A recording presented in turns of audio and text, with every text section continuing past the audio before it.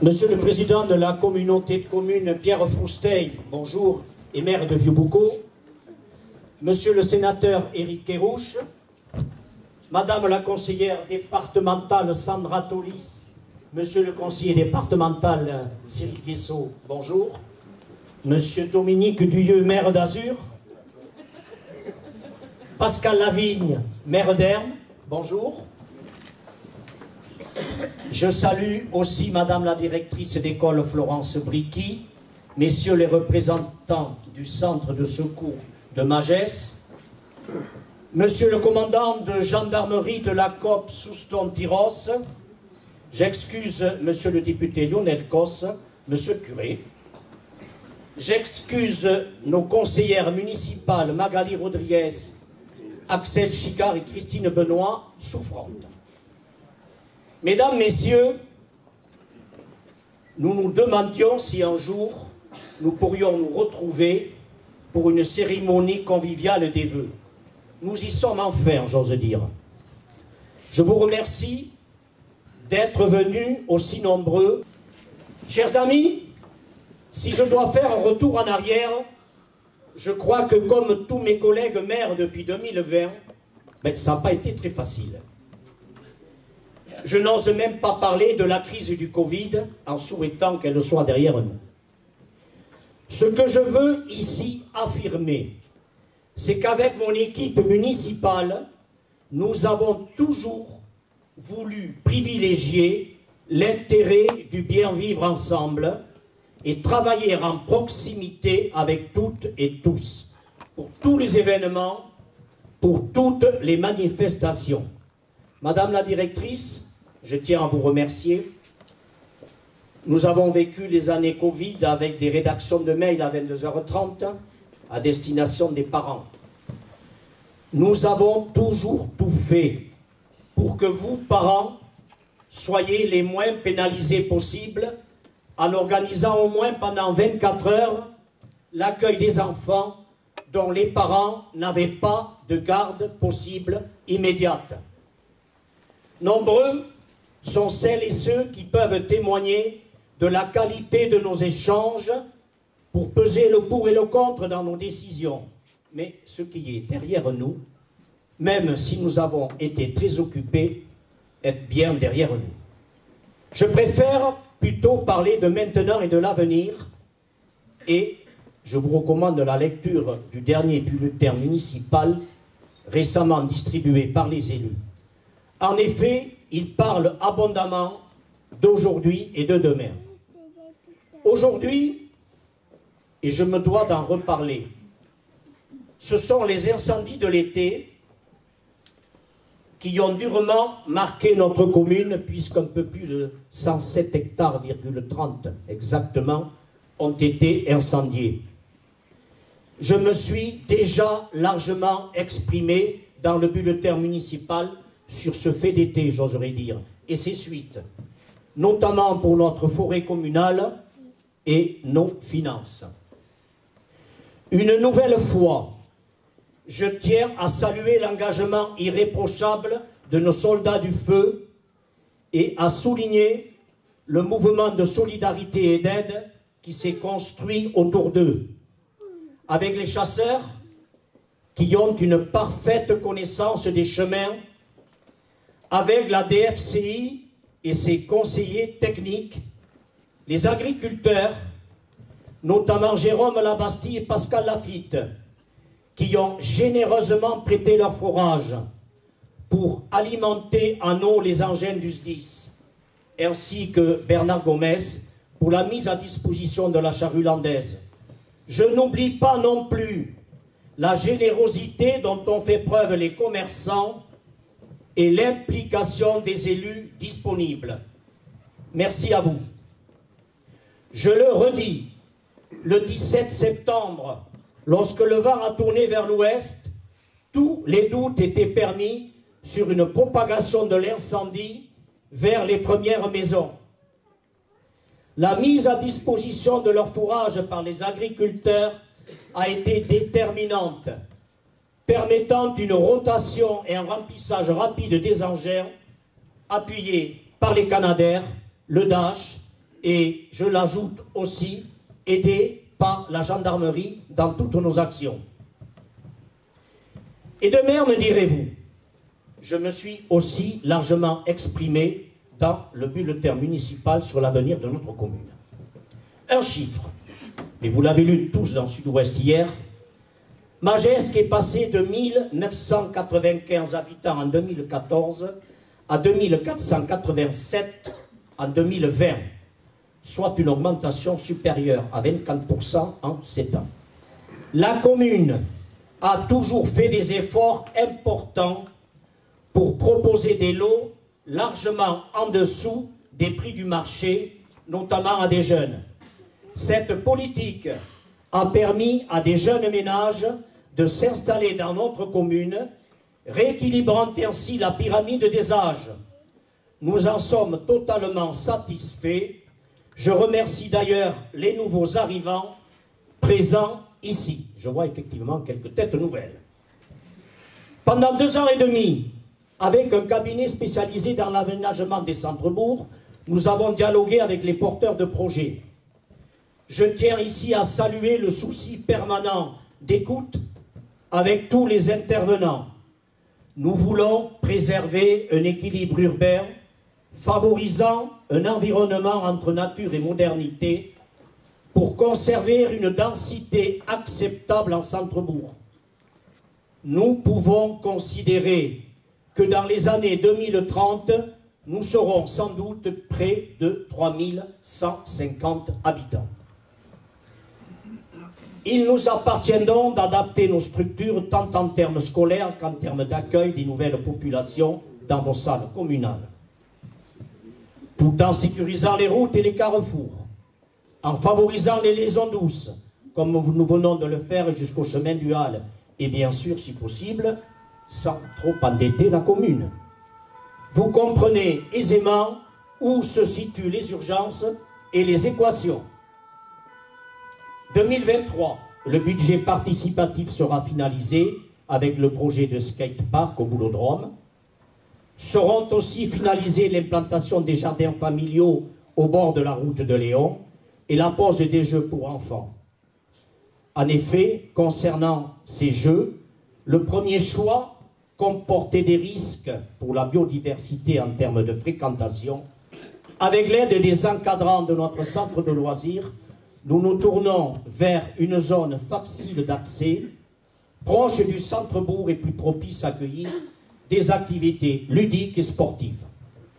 La maison de la chasse est lancée avec la consultation des entreprises et sera normalement terminée en 2024, ainsi que la réhabilitation de la maison Courtiade, en accord avec l'architecte des bâtiments de France. Cette réhabilitation de caractère marquera l'entrée de bourg et est destinée à de l'habitat locatif à prix modéré. Nous travaillons aussi sur la transition énergétique avec les études de la communauté de communes d'ailleurs, sur l'équipement en panneaux photovoltaïques de la médiathèque et de l'espace Jean Morat, équipement qui sera destiné à l'autoconsommation sur le secteur des arènes et qui normalement devrait couvrir 40% des besoins, à consommation égale bien sûr. Et nous devons gérer quelques soucis d'urbanisme difficiles à appréhender en termes de choix pour les années à venir. Je sais que la communication actuelle prône de tout savoir tout de suite.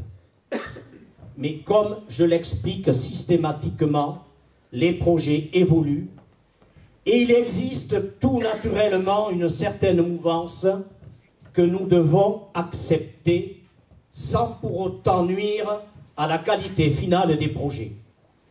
Notre commune, vous l'aurez compris, est à la croisée des chemins et nous nous devons d'être vertueux dans le cadre du projet de territoire porté par notre communauté de communes Max et auquel adhèrent toutes les communes.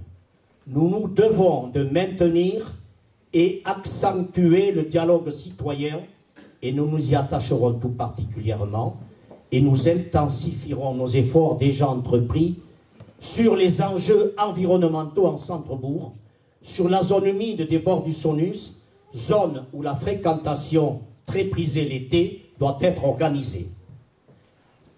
Nous avons toutes les raisons d'être optimistes et déterminés.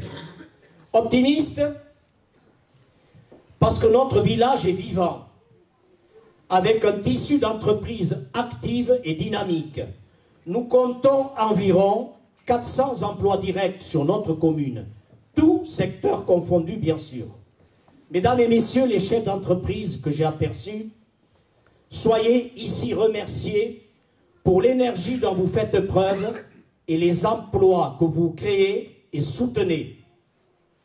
En effet, les richesses distribuées par nos entreprises locales favorisent la consommation locale et nous travaillons d'ailleurs avec la communauté de communes à l'accueil de nouvelles activités sur la zone du Tenga où des projets d'installation se font jour. Optimiste, parce que notre Centrebourg a retrouvé tout son dynamisme avec ses commerces de proximité très attractifs et divers. Des commerces qui s'étendent maintenant vers le nord de la commune, des commerces qui changent de main. C'est aussi cela le signe du dynamisme. Et bien sûr, notre marché du jeudi bien fréquenté. Optimiste, parce que nous avons la chance de bénéficier d'un secteur médical et paramédical dévoué. Je sais que les besoins augmentent. La municipalité a déjà prouvé son attachement à un secteur médical pour qu'il soit bien pourvu et nous continuerons. Optimiste, parce que nous disposons d'un secteur associatif dense. J'ai vu de nombreux présidents d'associations. Nous disposons d'un secteur associatif dense et très mobilisateur, tant au niveau sportif que culturel et ludique, grâce aux bénévoles. Je crois que de 3 à 77 ans, voire plus, chacun peut s'insérer dans une activité qui lui corresponde. Sans nous tromper, plus de 500 personnes fréquentent nos associations. Sans association, il n'y a pas de vie sociale, pas d'échange, pas de convivialité. La sortie, heureusement, de la crise Covid s'est faite dans de bonnes conditions, avec des effectifs en sensible augmentation et des subventions que nous avons toujours maintenues, quelle que soit la crise. Et je me dois d'intégrer dans cette richesse associative nos activités municipales avec le centre de loisirs et l'espace ado, qui ont accueilli quotidiennement cet été toutes structures confondues jusqu'à 70 enfants avec des activités très prisées. Les minibus sont sortis très souvent. Merci à nos encadrants.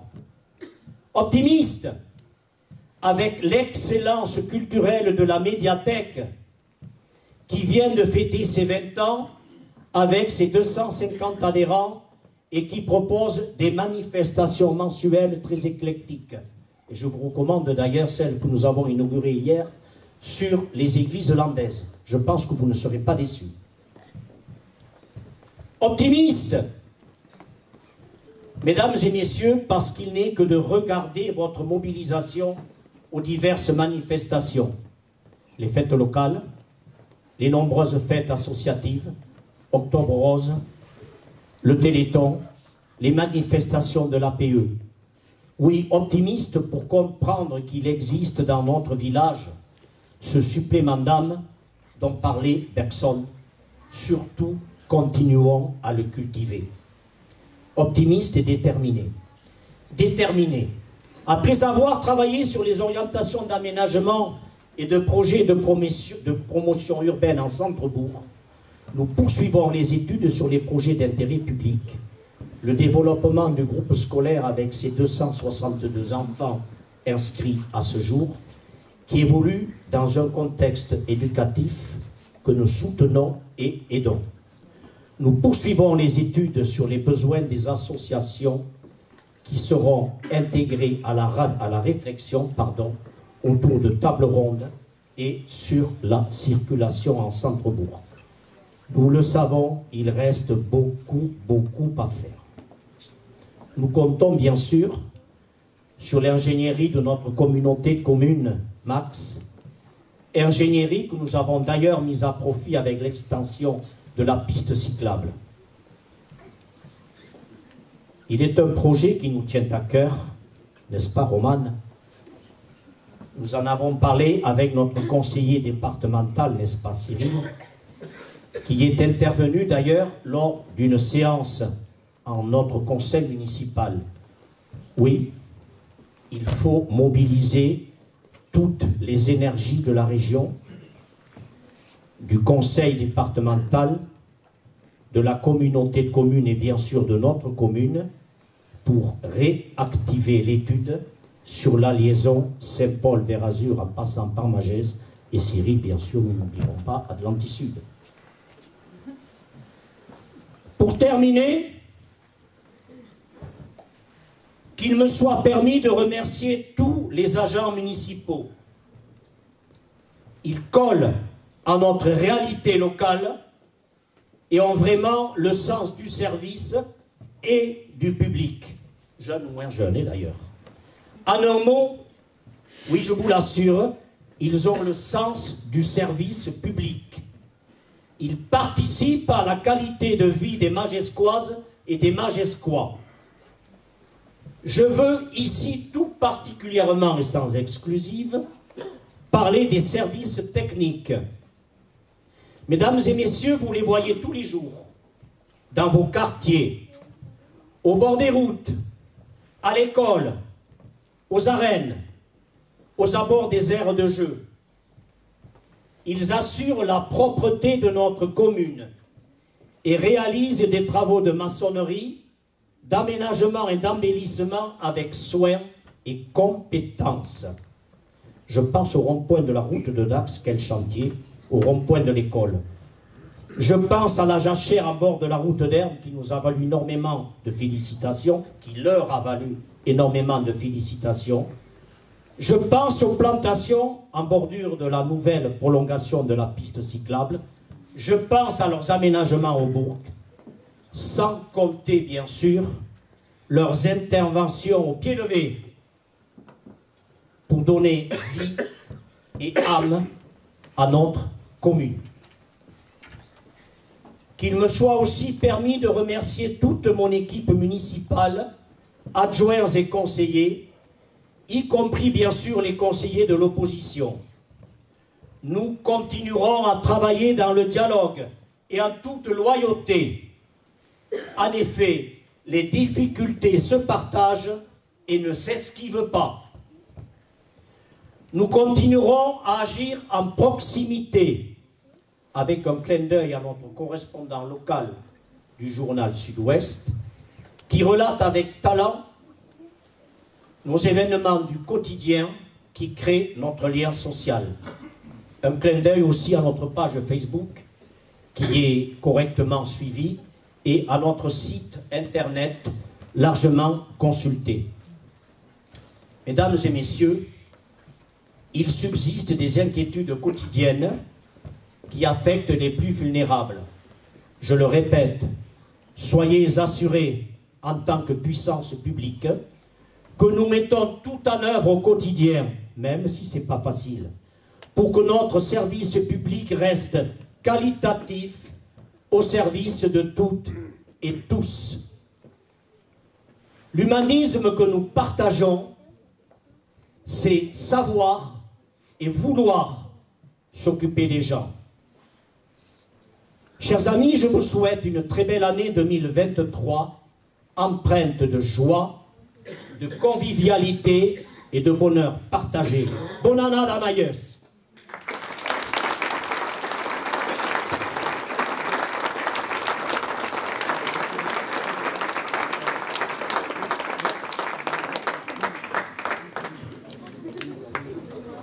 Alors, c'était pas du tout prévu, mais on va essayer de faire quelque chose de sympa plutôt.